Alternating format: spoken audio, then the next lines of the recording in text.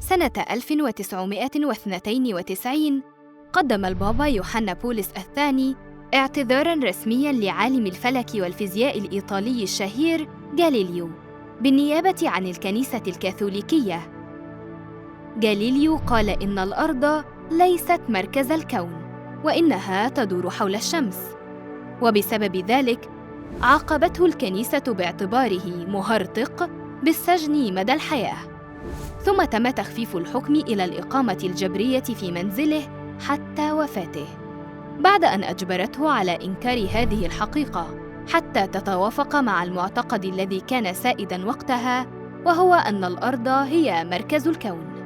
ولكن لماذا اعتدت الكنيسة على حقه في حرية التعبير؟ وما هي أهمية حرية الرأي والتعبير؟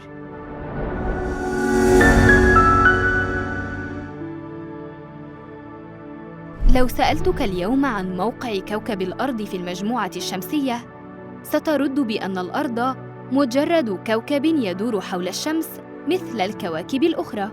وعلى الرغم من بساطة هذه الحقيقة، لكنها كانت فكرة ثورية عندما كتب عنها غاليليو. الفكرة تسببت في غضب الكنيسة، ولهذا تراجع عنها في البداية، لكنه عاد وكتب عنها مرة أخرى سنة 1632 في كتابه حوار حول النظامين الرئيسيين للكون، والذي ناقش فيه أفكار عالم الفلك البولندي نيكولاس كوبرنيكوس، الذي قال من قبله إن الأرض تدور حول الشمس، وبسبب ذلك منعت الكنيسة الكاثوليكية كتبه. وأيضاً نظرية بطليموس الفلكية التي كانت سائدة في هذا الزمن، والتي كانت تقول إن الأرض هي مركز الكون ولا تتحرك. هذه المرة لم يمر الأمر بسلام، وتمت محاكمة غاليليو أمام محاكم التفتيش بتهمة الهرطقة التي توازي تهمة ازدراء الأديان بلغة عصرنا الحالي.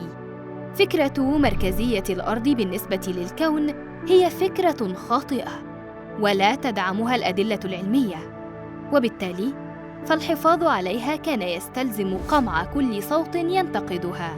فالأفكار الهشة والضعيفة لا يمكن أن تحيا في مناخ حر يسمح بحرية الرأي والتعبير، لأن السماح بانتقاد الأفكار يمثل امتحاناً لقوتها وتماسكها.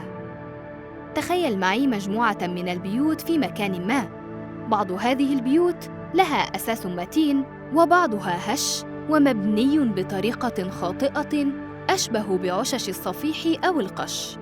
في غياب الرياح ربما تقف هذه البيوت جميعاً صامدة، ولكن لو مرت عليها عاصفة ستختبر صلابتها، فالهش منها سينهار وستتبقى فقط البيوت التي بنيت على أساس متين. هذا ما قاله الفيلسوف الإنجليزي جون ستيوارت ميل في كتابه الشهير عن الحرية. الأفكار مثل البيوت، لا يظهر مدى تماسكها وصحتها إلا بتعرضها للنقد والصمود أمامه. بدون حرية التعبير تظل الأفكار الخاطئة محمية من أي مراجعة أو تصحيح، بل وتتوارثها الأجيال. فالتعبير الحر هو الوسيلة الأهم لتطوير الأفكار، والفكرة الناضجة هي التي تتكون تدريجياً من خلال النقاش وعرض وجهات النظر المختلفة والمتعارضة، بل والمتناقضة أيضاً. ولكن ما الذي قد يحدث عندما تغيب حرية الرأي والتعبير ويتم غلق الصحف وسجن الناس بسبب آرائهم؟ غياب حرية الرأي في أي مجتمع يعني غياب الحوار الذي يطور الأفكار والقناعات والسياسات فيه. تنتشر في هذه المجتمعات عادات اجتماعية أو سياسات يعلم الجميع أنها مضرة، ولكنها لا تتوقف، لأن الناس لا تناقشها بصراحة، إما بسبب الخوف أو بسبب ضغوط المجتمع. فترى الناس مثلاً يمجدون سياسات الحاكم باستمرار بغض النظر عن جدواها، أو تجد ظواهر مثل العنف ضد الأطفال وزواج القاصرات، والذي ما زال منتشراً في مناطق كثيرة في عالمنا العربي. وعندما تحاول نقاشها يكون الرد: هذا ما وجدنا عليه آباءنا. أيضاً تلاحظ ظاهرة الخطاب المزدوج، بمعنى أن يكون لدى الناس خطابان، واحد رسمي يقال في العلن لإرضاء السلطة والمجتمع، وآخر حقيقي وصادق يقولونه فيما بينهم. ولعل هذا يفسر ظاهرة النكات السياسية التي تنتشر كثيراً في بلداننا، والتي يعبر من خلالها الناس عن آرائهم التي يخافون أن يعبروا عنها بحرية دون عقاب من السلطة أو المجتمع. ولكن هل من الممكن أن يتحول التعبير أحياناً لاعتداء على حقوق الآخرين؟ فالتحريض على العنف على سبيل المثال جريمة وليس حرية تعبير.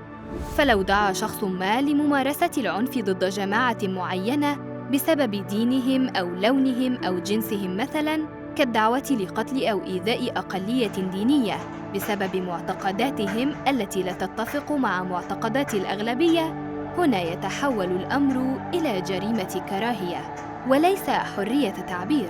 كما أن نشر الشائعات والأخبار المزيفة لا يندرج تحت بند حرية التعبير، فالأخبار المزيفة قد تتسبب في كوارث، وخصوصاً في أوقات الأزمات مثل الأوبئة والحروب. لذا يحتاج الناس إلى تحري الدقة والاعتماد على المصادر ذات المصداقية. ولكن يبقى السؤال الصعب: من يحدد ما هي الأخبار المزيفة؟